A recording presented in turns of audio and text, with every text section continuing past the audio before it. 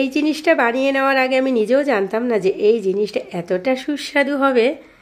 তো এটা বানিয়ে নিয়ে নিজে তো অবাক হয়েছি। আর চিয়া সিড মানেই তো স্বাস্থ্যের জন্য কতটা উপকারী একটা উপাদান, সেটা আমরা কম বেশি সবাই জানি। আর এটা হচ্ছে চিয়া সিড মিল্ক পুডিং।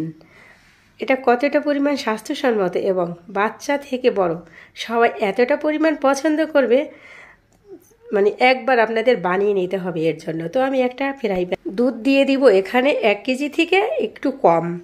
তো দুধটা দিয়ে এখানে আমি দিয়ে দিব হচ্ছে কি আগার আগার পাউডার। তো প্রথম আমি দিয়ে দিয়েছি দুধ, এখন আমি এখানে এই কোম্পানির আগার আগার পাউডারটা দিয়ে দিব। তো এখানে আগার আগার পাউডার লাগবে হচ্ছে গিয়ে 1.5 চামচ। তো 1.5 চামচ আমি ঠান্ডা দুধেই মিশিয়ে নিব আগে থেকে। তারপরে মিশিয়ে নেওয়া হয়ে যাওয়ার পরে কিন্তু আমি চুলাটা অন করে দিয়েছি। দেন এখন আমি অপেক্ষা করছি ফুটে ওঠা পর্যন্ত। আর ফুটে ওঠার পরে ঠিক 3 থেকে 4 মিনিট এটা রান্না করে নিলে পারফেক্ট হয়ে যাবে। তো এখানে আমি দিয়ে দিয়েছি হচ্ছে গিয়ে 1/3 কাপ চিনি। আর চিনিটা কম বেশি বাড়িয়ে কমিয়ে দিতে পারেন যে যেরকম পছন্দ করেন। তো নাড়াচাড়া দিয়ে মোটামুটি এটা কিন্তু আমার রান্না করে নেওয়া শেষ হয়ে গিয়েছে। এখন আমি নামিয়ে নেব। তো নামিয়ে নিয়ে একটা মগের ভিতর নিয়ে নিতে হবে এই পর্যায়ে। তো মগের ভিতর নিয়ে নিয়েছি। এখন আমি এখানে 1 টাইম যে গ্লাসগুলো আছে ওগুলোর ভিতরে এই পুডিংটা সেট করে নেব। তো এখানে আমি 4টা গ্লাস নিয়ে নিয়েছি। মনে হয়েছে যে হয়ে যাবে, বাট হয় নাই। 3টা গ্লাসে খুব সুন্দর করে হয়েছে। তো একটা গ্লাস আমি সরিয়ে নিয়েছি। 3টা গ্লাসে এই দুধের পুডিংটা আমি সেট করে নিয়েছি। তো একটা বাকি আছে, ওটা আমি এখান থেকে সরিয়ে নিব। তো একইভাবে দেখেন এটা আমি সরিয়ে রাখছি। এটা জমতে দিয়ে পরবর্তীতে যাচ্ছি।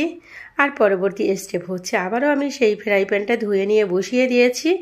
এখন দিয়ে দিব এখানে বড় 1 মগ পানি। তারপরে এখানে 1.5 চামচের মতো আগার আগার পাউডার ছিল, সেটা আমি দিয়ে দিয়েছি। এটা কিন্তু ঠান্ডা পানির ভিতরেই দিয়েছি। তো মিশিয়ে নেওয়ার পরে আমি কিন্তু চুলাটা অন করে দিয়েছি। আর এখানেও কিন্তু আমি 1/4 কাপ চিনি দিয়ে দিয়েছি। তারপরে এটা একটু কালারফুল বানানোর জন্য এখানে আমি রুয়াবজা দিয়ে দিয়েছি। আর রুয়াবজার ফ্লেভারটাও কিন্তু খুব সুন্দর, তাই না? তো রুয়াবজাটা দিয়ে দিয়েছি। আর কালারের জন্য রুয়াবজার যে কালারটা ওটাও কিন্তু পারফেক্ট। তো এখন আবারও আমি 3 থেকে 4 মিনিট এটাকে রান্না করে নেব একদম পারফেক্টভাবে। তো পারফেক্টভাবে রান্না হয়ে যাওয়ার পরে এটাও আমি নামিয়ে নেব। দেন রান্না করে নেওয়া শেষ। এখন আমি একটা মগের ভিতরে নিয়ে নেব একইভাবে আগেরটার মতো করেই নিয়ে নিয়েছি। তো নিয়ে নেওয়া শেষ। আর এখানে আমি আগে থেকে 2 চামচ চিয়া সিড ভিজিয়ে রেখেছি মোটামুটি 10 থেকে 15 মিনিট। আর চিয়া সিডটা খুব সুন্দর করে ভিজে গিয়েছে। এখন আমি গরম অবস্থায় এই যে এটার ভিতরে মিশিয়ে নেব, তা না হলে এটা জমে যাবে। তো গরম অবস্থায় আমি মিশিয়ে নিচ্ছি। আর এই যে চিয়া সিডটা এটা আমাদের স্বাস্থ্যের জন্য কতটা পর্যন্ত উপকারী আপনারা সবাই জানেন, যে এটা কয়েকটা রোগের মানে কি বলবো ঔষধ। এবং এইটা যদি আমরা প্রতিদিন খালি পেটে সকালে খাই আমাদের কিন্তু গ্যাস্ট্রিকের ওষুধও খেতে লাগে না। আর এটা খাওয়ায় গ্যাস্ট্রিক কমে যায় এবং পেটের যে বাড়তি মেদভুঁড়ি সেটাও কিন্তু কমে যায়, তাই না? তো দেখেন আমি ওই যে দুধের পুডিংটা যে জমিয়ে নিয়েছি সুন্দর জমে গিয়েছে। এখন আমি এটার উপরে দিয়ে এই যে চিয়া সিডের ইয়াটা জমিয়ে নিব। আর এটা দিয়ে ঠিক 1 ঘন্টার জন্য আমি ফ্রিজে রেখে দিব।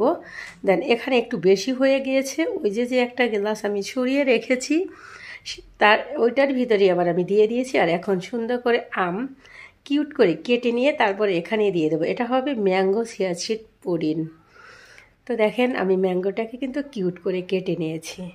আর এখন একটু গরম অবস্থায় এটার ভিতরে দিয়ে দিব। আর দিয়ে পুরো পুডিংয়ের রেসিপিটা আমি ঠিক 1 ঘন্টার জন্য ফ্রিজে রেখে দিব, নর্মাল ফ্রিজে। তো আমি উপর সাইড দিয়ে আরও একটু আম দিব, এতে করে দেখতে যেরকম সুন্দর আর আমটা মিষ্টি আম, খেতে অনেক সুস্বাদু হয়। তো দিয়ে এখন আমি পুরো পুডিংয়ের সেটটা 1 ঘন্টার জন্য রেখে দিয়েছি। 1 ঘন্টা পরে যে বের করে নিয়েছি দেখেন কতটা লোভনীয়। এটা বাচ্চারা পেলে কাপ আইসক্রিম ভেবে ওরা একদম চেটেপুটে খেয়ে নেবে।